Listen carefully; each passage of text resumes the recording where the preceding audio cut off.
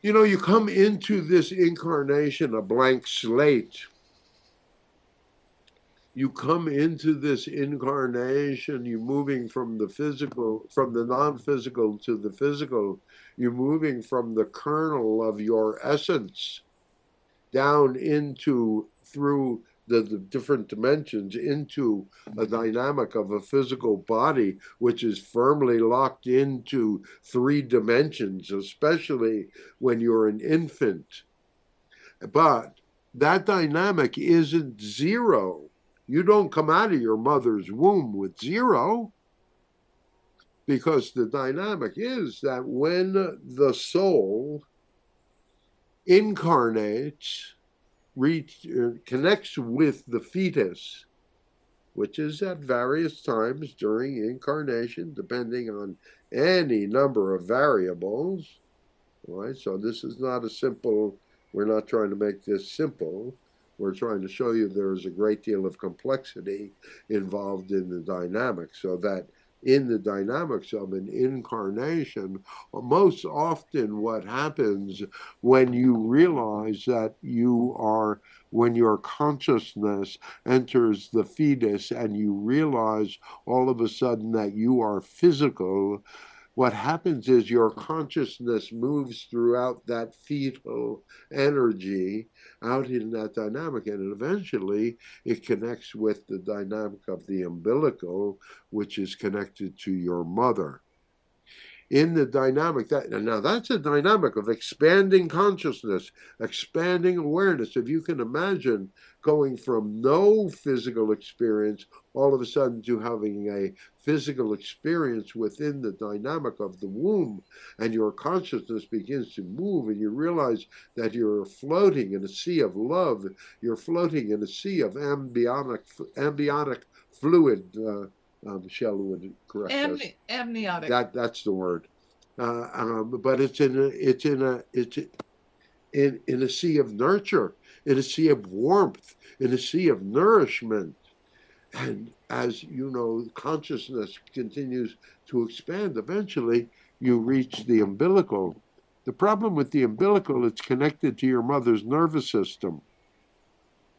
And as soon as you are connected to her nervous system, all of a sudden you are programmed with all of her beliefs, with all of her judgments, with all of her beliefs about women, with all of her beliefs about herself, with all of her beliefs about men, with all of her beliefs about safety and security and love and all of these other things that an adult holds in the dynamic of their subconscious, all of a sudden comes flooding in to that infant.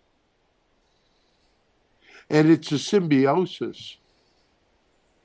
It seems so natural that there is no real shock in the moment.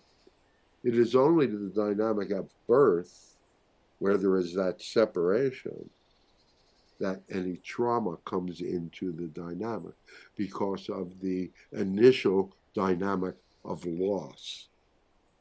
Loss of a connection with mother, loss of connect in the physical, loss of the connection of nature and of spirit, and the only thing that you hold is the essence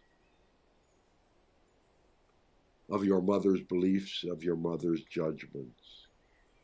Now, as you, as a physical being, begin to interact more and more with your environment, you all of a sudden come into conflict with some of these things. Not instantly, not immediately, not, an infant is very simplistic in so many ways, but emotionally they are so complicated, so complex. And so understand that the reason for that is that they've got all of these dynamics. You had and have all of these dynamics of energy still floating through you.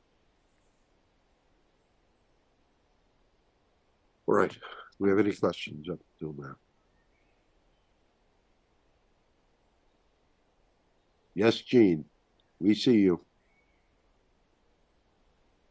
Okay. Um, when you were talking about the fetuses and when the soul enters the fetus, Yeah, so I understand that there's a lot of prenatal education that goes on with parents reading to their babies and playing certain music and things like that. Is that something that has an effect before the soul enters the fetus or it only can. after? It can. It can, but you have to understand a lot of times the, the soul may enter the fetus up until 2 weeks after birth. Right.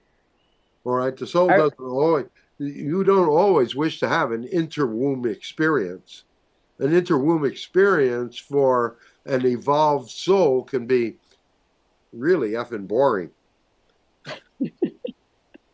All right, because you're retaining until the dynamic of birth, you're retaining a lot of vestiges of memory. You're retaining a lot of the vestiges of your trueness, of your true self. And so often when you are born, you are often so angry and so pissed off because you've been say, you get excited about the upcoming lifetime. You say, oh, I can see this. I can see where I am, and I'm going to do this, and I'm going to do that. I'm going to do this, and I'm going to do that. And you're born, and you go, what?